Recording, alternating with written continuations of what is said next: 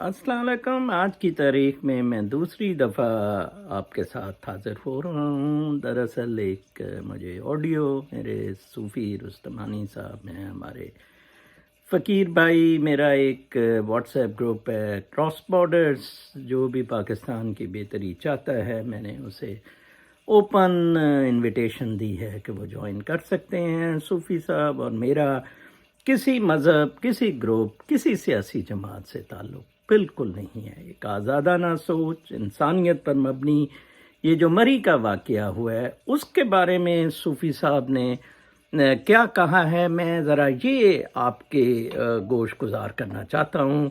वो एक वाक़ई बहुत ज़बरदस्त ऑडियो है, तो आपकी खिदमत में पहले पेश करूँ, फिर मैं तबसरा करूँगा।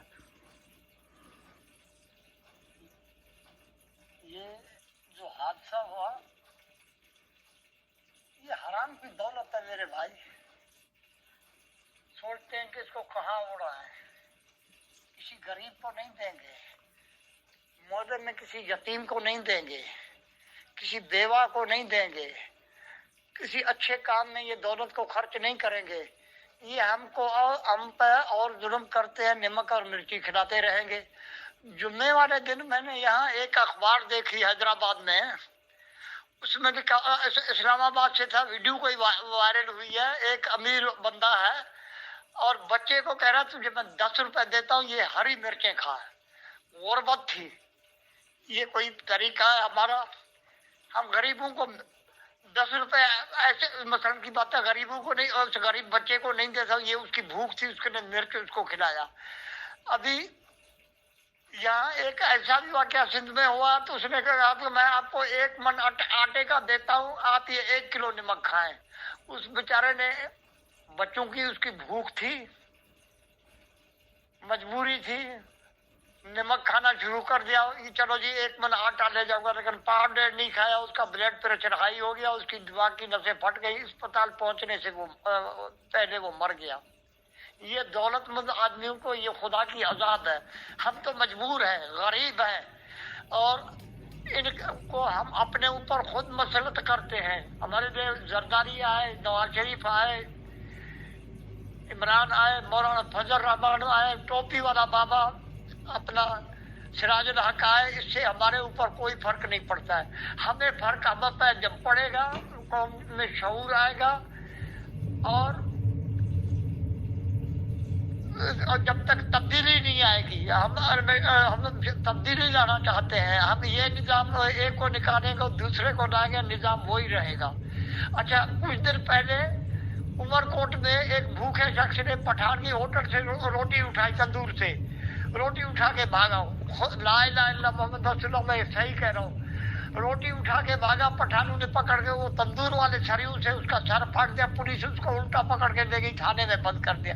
अरे वो मानती हो, वो बेशर्म हो, वो भूख से मर रहा है, उसने रोटी उठाई है, कोई दौलत तुम्हारी नहीं लूटी है। ये हालत है मेरे भाई। इनके ऊपर ये पैसे वाले जो इतने बड़े लोग हैं, जिनके दिल में ये वादियत पसंद लोग हैं, ये रूहानी लोग नहीं है। और इनका जो भाई ये पहले बता कर आया कि ये अपने बच्चों को भी हम गुलाम नहीं छोड़ना चाहते हैं, और ये मुल्क से बाहर ही रहते हैं, सिर्फ अपनी पेटी में जब मरते हैं पेटी में मैयत उठा के यहाँ ला के दफना देते हैं। हम तो जीते भी यहाँ हैं, इस मिट्टी में मरते भी यहाँ हैं। सिसक के हम जीते हैं, सिसक के मरते हैं। ना हमें मौत आती है, ना जिंदगी मिलती है। हम क्या करें? अब हमें इस तब्दीली लाना है। तब्दीली जब तक नहीं आएगा, हम में शऊर नहीं होगा, हमारे में सोच नहीं होगा। मसला ये है कि हम ऐसे ही रोते रहेंगे, हमारी नस्लें नमक और मिर्च खाते रहेंगे, रोटी उठा के भूखा बच्चा हमारा भागेगा, उसको फिर वो कोई। देखें जी, ये सूफ़ी साहब फरमा रहे थे कि हम सिसक सिसक के ज़िंदा रहेंगे, सिसक सिसक के मर जाएंगे, ये बाहर चले जाएंगे, पेटी बंद इनकी लाश आएगी, जिस तरह बड़े शरीफ साहब की आई, नवाज शरीफ की बेगम साहबा की आई, नवाज शरीफ की भी आ जाएगी जल्दी। ये हालात हैं, यहाँ आप इस वक्त खड़े हैं, ये हैं असल मसाइल جناب کسی کو احساس ہی نہیں ہے. میں آپ کو پھر بتاتا چلوں، مجھے کسی قسم کے میرے پاکستان میں سٹیکس نہیں ہیں. اللہ تعالیٰ نے مجھے بہت زیادہ نعمتوں سے نوازا ہے. اس کے باوجود میں بہت زیادہ غمگین اور فکر مند ہوں 22 کروڑ لوگوں کے لیے جو زیادہ تر اپنی حماقتوں کی وجہ سے آج چکی میں پس رہے ہیں. اس بارے میں ذرا سوچئے. اللہ تعالیٰ آپ کا حامی و ناصر.